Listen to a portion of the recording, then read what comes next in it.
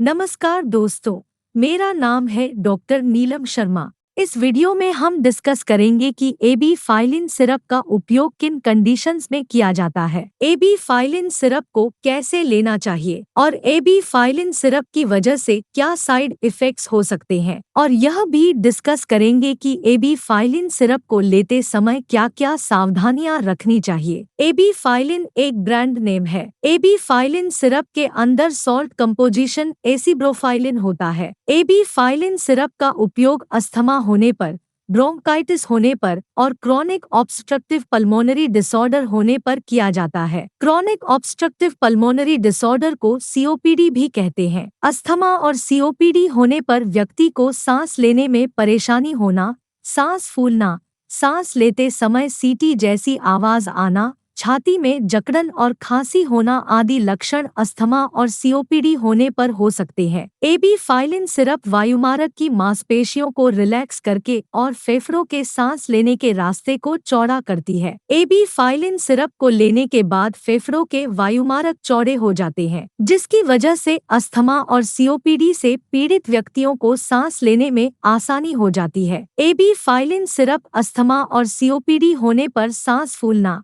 और सांस लेने में परेशानी होना आदि लक्षणों को ठीक करती है और इन लक्षणों को रोकने में भी मदद करती है। साइड इफेक्ट्स की बात करें तो वैसे तो ज्यादातर व्यक्तियों में एबी फाइलिन सिरप की वजह से कोई साइड इफेक्ट्स नहीं होते हैं, लेकिन कुछ % व्यक्तियों में एबी फाइलिन सिरप की वजह से कुछ साइड इफेक्ट्स हो सकते हैं, जैसे पेट में दर्द होना, पेट में बेचैनी होना, उल्टी आने का मन होना, सिर चकराना, घबराहट होना, सीने में जलन होना, भूख कम लगना, त्वचा पर खुजली होना, त्वचा पर रैशेस होना, शरीर में थकान होना, सिरदर्द होना और दस्त होना आदि side effects AB phylline syrup की वजह से हो सकते हैं। कुछ व्यक्तियों में एबी फाइलिन सिरप की वजह से कब्ज की समस्या भी हो सकती है। अब हम डिस्कस करेंगे कि एबी फाइलिन सिरप को कैसे लेना रेकमेंडेड होता है। एबी फाइलिन सिरप को खाना खाने के बाद लेना रेकमेंडेड होता है। आमतौर पर 2 साल से कम उम्र के बच्चों को doctor 2.5 millilitre AB phylline syrup को दिन में 2 बार लेने की सलाह दे सकते हैं, और 2 साल से लेकर 5 साल के बच्चों को doctor 2.5 millilitre AB phylline syrup को दिन में 3 बार लेने की सलाह दे सकते हैं, और 5 साल से लेकर 18 साल के बच्चों को doctor 5 millilitre AB phylline syrup को दिन में 2 बार लेने की सलाह दे सकते हैं, और 18 साल से अधिक उम्र के व्यक्तियों को doctor 10 millilitre AB phylline syrup को दिन में 2 से लेकर 3 बार लेने की सलाह दे सकते हैं। एबी फाइलिन सिरप की खुराक उम्र, शरीर के वजन और बीमारी की गंभीरता के आधार पर कुछ व्यक्तियों में इससे अलग भी हो सकती है, इसलिए आपको एबी फाइलिन सिरप को लेने से पहले डॉक्टर से परामर्श लेना चाहिए। दोस्तों, अगर आपको वीडियो पसंद आ रहा है तो कृपया वीडियो को लाइक करना व चैनल को सब्सक्राइब करना न भूलें। अब हम डिस्कस करेंगे कि एबी फाइलिन सिरप को लेते समय क्या क्या सावधानियां रखनी चाहिए। अस्थमा और सीओपीडी को अच्छी तरह से नियंत्रण में रखने के लिए आपको धूम्रपान नहीं करना चाहिए और धूल,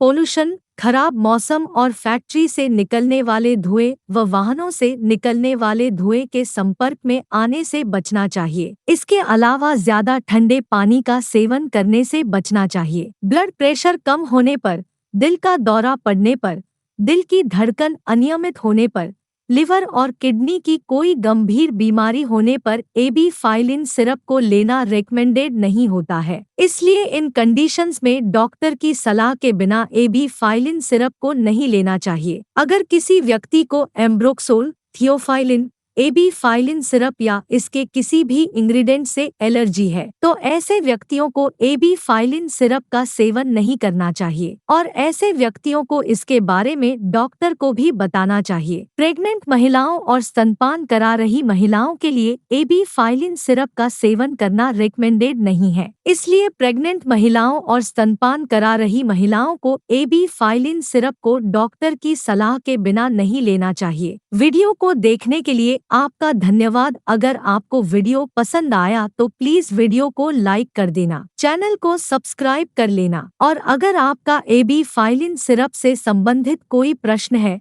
तो आप कमेंट करके पूछ सकते हैं।